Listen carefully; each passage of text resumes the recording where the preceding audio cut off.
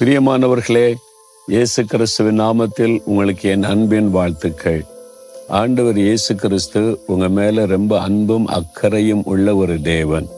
நீங்க பாதுகாப்பா இருக்கணும், சேதமடையக்கூடாது, எப்பவும் மகிழ்ச்சியா இருக்குன்னு விரும்புகிறதுனாலதான் இந்த வாக் வித் ஜீசஸ் நிகழ்ச்சி மூலமா உங்களோடு பேசிக்கொண்டே இருக்கிறார். ஒவ்வொரு நாளும் அவர் பேசுறாரு தானே.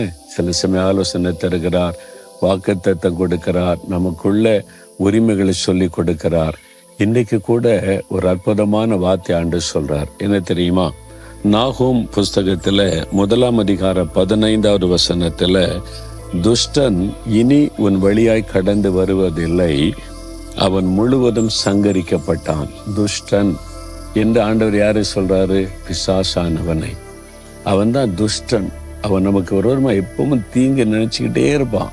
எப்பமாவது தீமை பண்ணணும், இவங்களை சந்தோஷமா இருக்க விடக்கூடாது, வியாதியை கொடுத்துடணும், தடை பண்ணிடணும், நிந்தியை உண்டாக்கணும், அவமானத்தை உண்டாக்கணும், குடும்பத்துல பிரச்சனை, வேலையில பிரச்சனை, பிசினஸ்ல பிரச்சனை, ஊழியத்துல பிரச்சனை, எதையாவது பண்ணிக்கிட்டே இருக்கணும் அப்படின்ட்டுன்னு.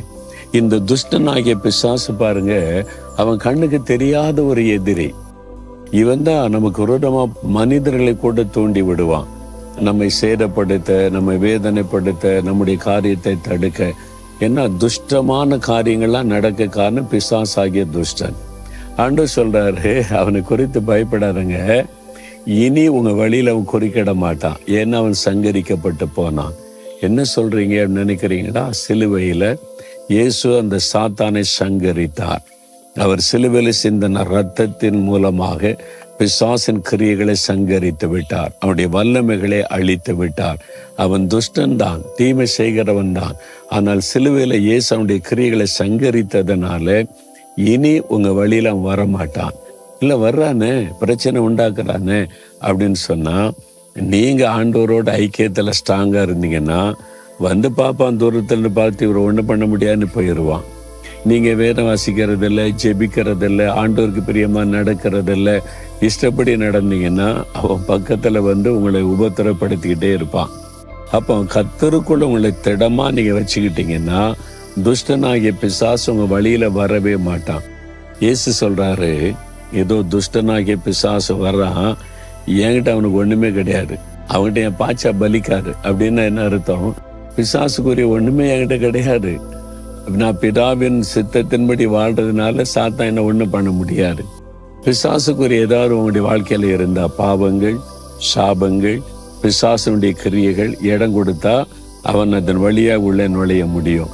அதனாலதான் சொல்றேன், நீங்க ஜாக்கிரதையா இருங்க, வசனத்தின்படி வாழுங்க, ஆண்டவருடைய வசனத்தின்படி வாழ்க்கையை அமைத்துக் கொள்ளுங்கன்னு சொல்ற காரணம் அதுதான். நம்ம வசனத்தின்படி வாழ்க்கையை சரியா அமைச்சுக்கிட்டா துஷ்டனாகிய பிசாசு வரவே முடியாது. என்ன சிலுவையில் ஆண்டவர் சங்கரிச்சிட்டார். உங்க வாழ்க்கையில வியாதியை கொண்டு வர்றானா, நிந்தையை கொண்டு வர்றானா, சமாதானத்தை கெடுக்கிறானா, தடைகளை உண்டு பண்றானா, இனி உங்க வாழ்க்கையில அவன் குறுக்கிட மாட்டான். ஆண்டவர் வாக்கு கொடுக்கிறார். அவன் சிலுவையில் ஆண்டவர் சங்காரம் பண்ணிட்டார். நீங்க விசுவாசித்து பொருளாத சாத்தானே, என் இயேசு சிலுவையில உன்னுடைய வல்லமை உறிந்து விட்டார், உன்னை சங்காரம் பண்ணிட்டார். நீ என்னை ஒண்ணும் பண்ண முடியாது, என் குடும்பத்தை ஒண்ணும் பண்ண முடியாது, என் கூட இருக்கிற இயேசு பெரியவர் அப்படி சொல்லி பாருங்களேன், அவன் பயந்துருவான். நீங்க உங்களுக்கு இருக்கிற தேவன் கொடுத்த அதிகாரத்தை தெரியாதனாலதான் அவன் உங்களை பயமுறுத்தி கொண்டு இருக்கிறான். நான் தினமும் சொல்வேன், சாத்தானே, நீ எனக்கு உரிமை என்ன செஞ்சாலும், எத்தனை மனிதர்களை எழுப்பினாலும் என்னை ஒண்ணும் பண்ண முடியாது. என்ன நீ திட்ட முடியும், அவமானப்படுத்த முடியும், பொய்யான குற்றச்சாட்டை சொல்ல முடியும், அவ்வளவுதானே.